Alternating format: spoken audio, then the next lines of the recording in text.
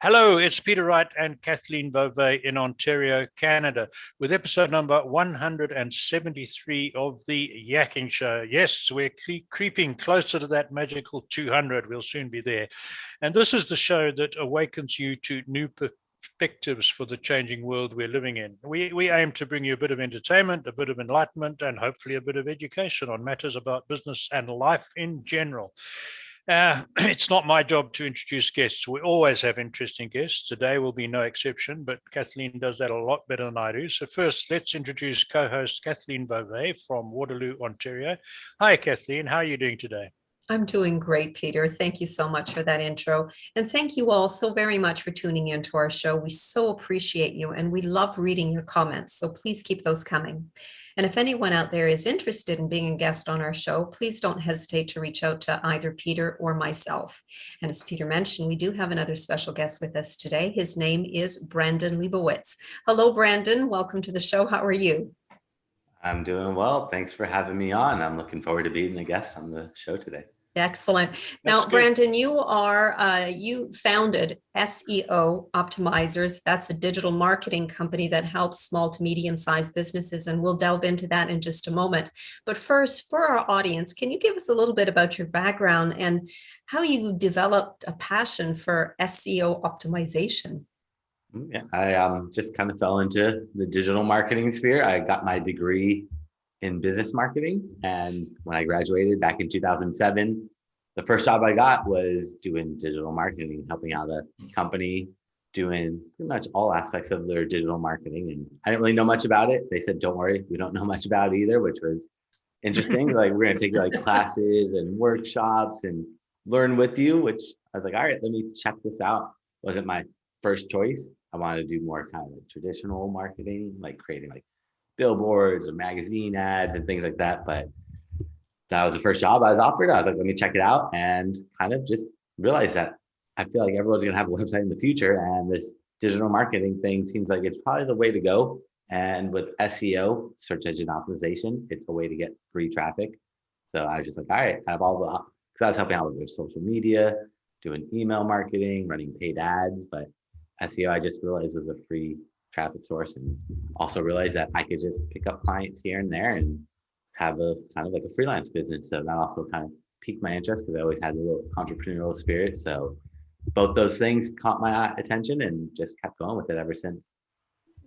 Excellent. Very good. Very good. So you started in 2007, and that was actually in the early days of digital marketing. I mean, digital marketing was still in its infancy back then, right?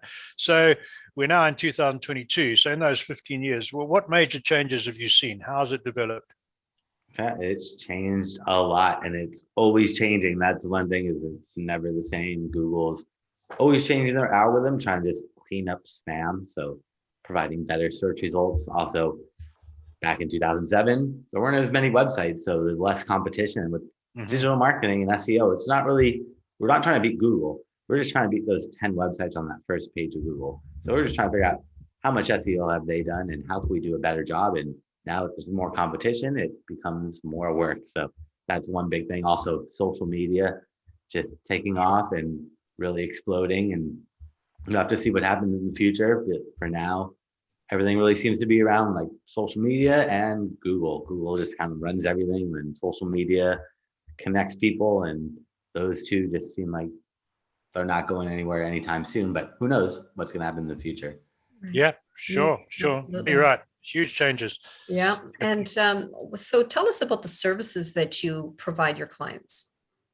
So I mainly help out with getting them ranked on Google. So when you search on Google or any search engine, you'll see there's ads at the top. Those are all paid ads.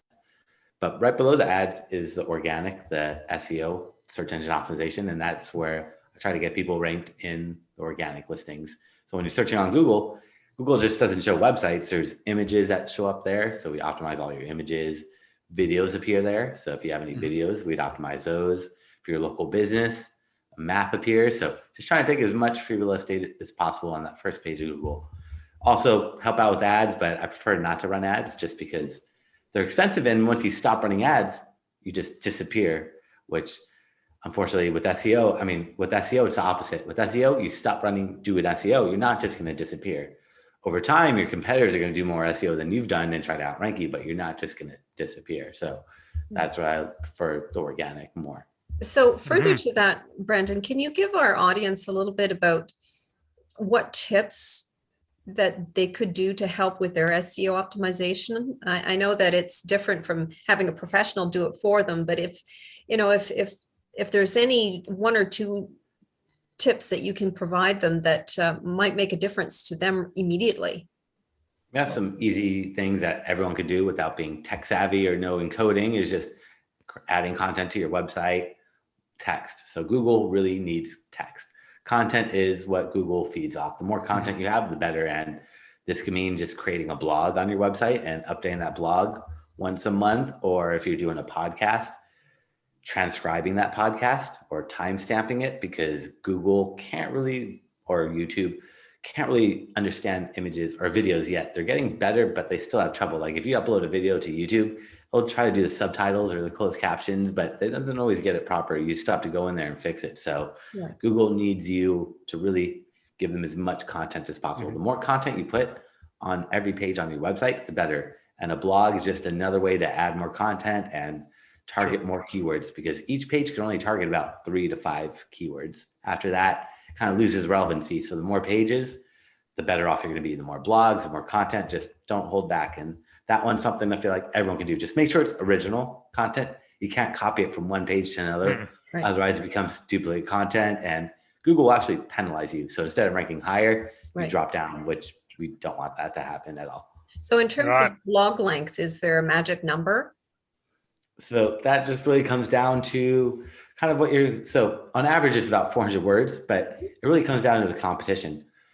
So I would tell everyone, go search in Google for the keyword that you want to rank for and see who's on that first page of Google and open up all those pages and see how much content they have on each page.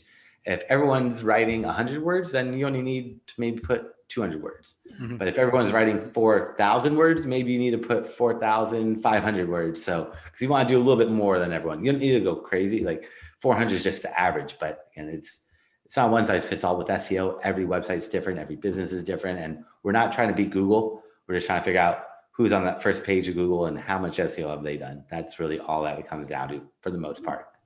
Good. Right. So you mentioned timestamping.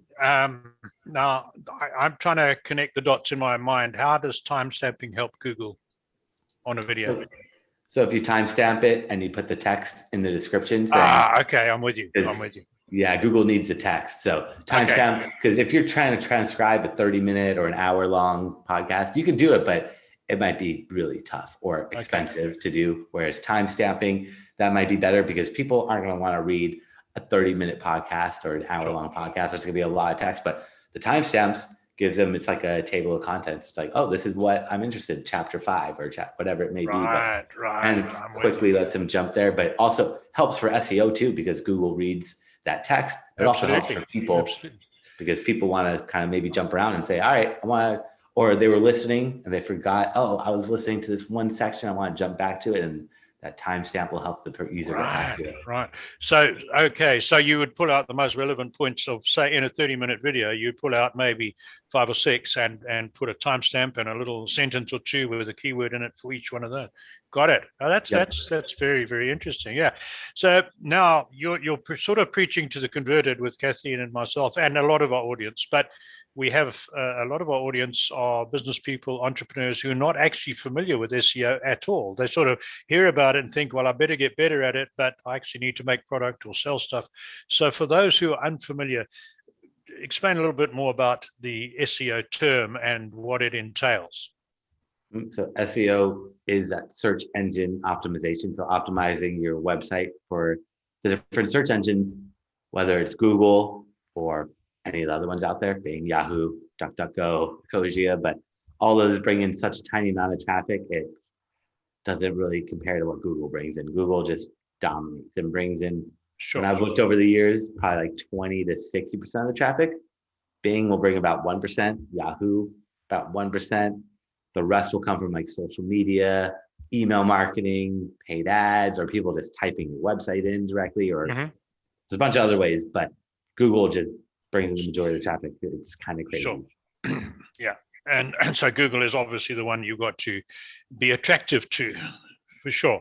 And we can get onto your services a bit more later, but for those again who are not familiar with the term, the SEO involves all sorts of things you should be doing on your website and in your marketing to get the Google's attention, right? Which includes keywords and things like that. Great. I think another important one is don't try and cheat the system, which used to be the black hat stuff, which was prevalent back in when you started in before 2010. People got up to all sorts of nasty tricks, but Google has got smarter than most of those people, haven't they, over the years?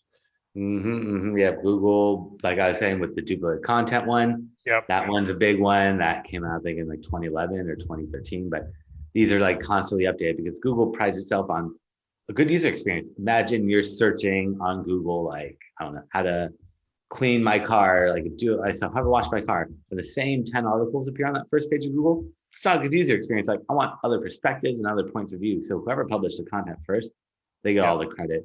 But there's a lot of things that people have done to trick Google over the years. Like I was saying earlier, you want to put about 400 words of content on every single page on your website, which most people are going to be like, I don't want to put that much content to make it look ugly. But people in the past would hide it. Like if their website background was white, they would put in white font and like font size 0.001, all this key text and content and keywords, which is very spammy. I always tell people, throw the content at the very bottom of your page. Most people aren't going to scroll down to the bottom of your page, but just don't hide it. Don't put in like font size 0.001. Put the bottom of the page, because think about it. How often do you scroll down to the very bottom of the website? Not too often, sometimes, but the majority of people don't really scroll down. But Google reads top to bottom and top to bottom. Google see that. Absolutely. And then, but you also still have to find a balance between writing to optimize for SEO and also for your real readers who are actually reading that content. You don't want to make it so good for SEO that it's boring for people to read. You've got to have a balance there, correct? Yeah, that's why I always tell people throw it at the very bottom of the page, because at the top of the page, so whatever you see when you look at a website, that's called above the fold. I always tell people that's where you need like a strong value proposition, just like a one sentence tagline or what's in it for the person. Let them know the benefits, strong call to action, all has to be above the fold. Makes it really simple, minimal, less is better nowadays, especially on mobile. But then at the very bottom of the page, where most people aren't going to scroll, is going to be that big block of text. Or you can break it up into sections. It doesn't just have to be 400 words all at once, which I tell people break it up, make it more easy. But just realize that most people aren't going to read it because it's so far down. So it's more for Google. But definitely whatever you see at the top is so very important. You have to optimize your website for conversions, because once you get traffic to your website, if your website's not optimized for conversions, you're not going to get that sale, that lead, that phone call, that email, whatever that goal is. And that's ultimately what it all comes down to, is getting those conversions. So conversion rate optimization is a big aspect of digital marketing that not many people really focus on. Is like A/B testing and trying to see how to get those conversions up, because there's no perfect website. Every website should be tested and constantly be tested against. And even Amazon, they're testing all day long, every single day, split testing and seeing what's working to get more conversions, because making slight changes to your website might not seem like a big deal. Maybe like changing the word add to cart to buy now, but it has a significant impact on conversion rate. Sure. Hey, I like the analogy, and it's not original. I heard it somewhere else. That someone said, go back to the pre-digital days, and if you're walking down the street in your town or city and the storefront display is totally unattractive, you're not going to go through the door into the shop. And if you don't go into the shop, they've got zero chance of you buying anything from them, right? So if they aren't attracted by your website, then you've got no chance, or they don't even get to the website. Okay, that's enough for me. Kathleen, back to you. So can you walk us through the process that you initially take when a client calls you up and they ask for your help? What process do you go through? So I have to really kind of dive into the Wright a little bit and see what's going on, because I have to see how much SEO they've done. And then I have to kind of look at some of their competitors and see how much SEO the competition's doing. But it really comes down to what are called backlinks, getting other websites to talk about you. The more third-party sites that mention your company name as a clickable link, the more trust Google has and the higher they're going to rank you. So Google started back when they first started, it had their algorithm based off backlinks. It's still based primarily off backlinks to the state. It's changed a lot how they look at them, but it is primarily based off backlinks. So I always look at my competitor or look at their backlinks and then look at their competitors' backlinks and see what the disconnect is. How many backlinks do they have versus a competition? And how do we fill that gap? In the past, it used to be a numbers game. If I had 100 backlinks and you had 200 backlinks, you would rank higher than me. But Google's changed their algorithm a lot. Back in 2011, they made their Penguin algorithm update saying, we're looking at low quality backlinks and we're not going to count them. So Google's looking at the quality, not the quantity. And a quality backlink to Google is really just a website that's related to you and authoritative, but relevancy is really, really important. You don't want just some random website linking out to you. Like if you're a doctor and you're getting a backlink from a restaurant, that doesn't make sense to Google. Google would want, if you're a doctor, other health related websites, WebMD, maybe Wikipedia, maybe like Google Maps, Yellow Pages, MapQuest. But the more websites that talk about you, the more trust Google's going to give to you. And there's some, I would say, somewhat disreputable people who make a living from unsuspecting businessmen by selling a service to provide backlinks, and most of those fall in the category that they're not very relevant, I suspect. Am I right in that one?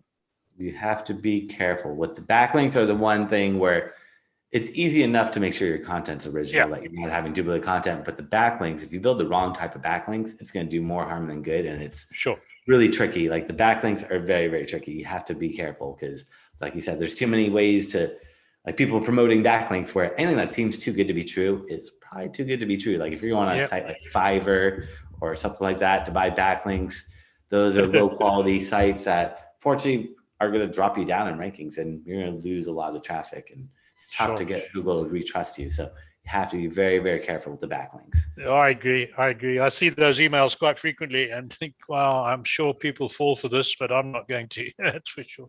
Back to you, Kathleen. Oh, no, I was going to ask you. Sorry, I forgot. I nearly forgot. You got into podcasting and videos. So what made you get into that side of the business? Well, I've been doing SEO or teaching classes since like 2013. My friend and I started doing them, and back in, well, when the pandemic hit, couldn't do classes in person. So you guys let me just do webinars, and I would do them on Zoom, and Zoom and record the audio and video. I could just take the audio and throw it up and make it into a podcast. I could take the video, throw it up on YouTube as kind of classes, because all my classes were free. So I was like, let me just give them out. Well, some are paid, but most of them are free. I just gave them all out and threw them up on the podcasting networks as well, and just shared them with, trying to just spread the word as much as possible. So kind of just fell into it. And yeah, nowadays it seems like it's such a big thing. Everyone's it's huge. It's huge. It's huge. So it's important. Jump in sooner than later. Anyone that's thinking about doing a podcast, I would say do it now. Don't worry. Don't hesitate. Just jump on and you'll see it does work, and it's great. Yeah, but unfortunately, a lot of people jump in thinking it's easy. They watch a few podcasts and, well, I can do that. Yeah, they can. They don't realize how much work. As Kathleen said earlier, we costed it out. Not that we did it for money sort of thing, but just to see. And between us, it's 5 person hours, man hours, woman hours for every video. Between vetting guests, setting it up, and then the editing, it's 5 hours per episode. That's a fairly big time commitment. So a lot of people don't realize that. Yeah. So on your podcast, do you mainly do informative podcasts? Do you interview guests as well? No, it was just me kind of teaching my classes. So I would take my classes, that some of these classes would be like 6-hour classes, and I would just section it off and break it off into like a 40-minute little podcast or class. But because I was, during the pandemic or the beginning of it, I was like, every week I'll just do a webinar on a different topic, a different class, which someone told me like 5 years ago I should do webinars. I was like, I don't think I should do webinars. I'm like, I like to do them in person, but I want to do a hybrid, but I can do them back in person again, because doing online with the webinar lets people come anywhere in the world, because I'm in Los Angeles and my classes would be like on a weekday at 7 p.m. in downtown LA. Nobody wants to drive out there. I would still get like 50 or 100 people that show up in person, but when I do them online on webinars, I can get people all over the world that show up, and it makes it a lot better. So I feel like doing the hybrid status in the future is something I'm going to hopefully be able to do soon. I haven't been able to do them in person yet, but we'll see whenever that can happen again. But definitely. Excellent. Yeah, it's a little weird. Mine are more classes, but I'm thinking about potentially switching over, doing some interviews and things like that, because kind of Excellent. ran out of topics to talk Yeah. about it. Talk about all the topics I could think of that are related to digital marketing. I've taught all my classes. So if they go on YouTube and search my name, they'll find all those videos up there. Yeah, Right. very good. And I Well know done. on your website that you get into some success stories. Why don't you tell our audience a little about those? Yeah, so with the SEO, they could see that I've been doing it for like past 15 years. So worked with a lot of clients over the years and would watch them kind of grow. Some take a little bit longer than others with the SEO because it comes down to how much SEO they've done in the past and how much competition they have. But some websites that are a little bit more established need a couple tweaks and they just see an instant growth and skyrocketing of those rankings. And they could see that in some testimonials on my websites where I was able to double, sometimes quadruple people's traffic within a couple months. I mean, SEO does take time. It's not immediate, but sometimes things happen a little bit quicker. Mm-hmm. Nobody knows how Google's algorithm works. It's kind of top secret and it changes every single day. So nobody knows, oh, doing this is going to just shoot you up those rankings. But if you do the right things and send the right signals to Google, Google, once they see them, will reward you with higher rankings. Sometimes it's quicker, sometimes it's longer, but overall, you'll see that positive trend in Google Analytics or Google Search Console, which are 2 free tools from Google that let you track your data. Because I always tell people you need to track. If you're not tracking your data, you're really just kind of blindly going at it. And this data is free and it helps you make statistically informed decisions about what you want to do with your product, your services, which blog posts get the most traffic, which podcasts get the most traffic, how long do people listen to these podcasts, or how long do people read your blog posts, or it tells you a wealth of information. And the data is there for you. So I always tell people you got to be tracking, because if not, you're just guessing. And that's one thing a lot of business owners don't really have set up is tracking or utilizing their tracking, because data is invaluable. People spend tens of thousands of dollars to get people's data, and you have that data right there. You just need to take advantage of it and start playing around with it. We're guilty of exactly that. We have Google Search Console. I spent some time on it, nowhere near enough time. And when I do, I learn all sorts of things. Yeah, I'll give you an example. We wrote, Kathleen and I had a website in a different industry, which we're not involved in anymore. And we did a blog post about 2.5, 3 years ago. And it had one word in it, which was the trade name of a product that was featured in all sorts of exhibitions within a week of us doing that blog post. Purely chance. We didn't know this was coming. It was featured on TV. And people started searching for that keyword, and our traffic went up. I can't tell you how many 100% from that one keyword. And we still have the website. We're not doing anything with it, but 2.5, 3 years later, it is still getting hits, 80 to 100 hits every day on that keyword. So it shows you the power of getting one thing right, you know?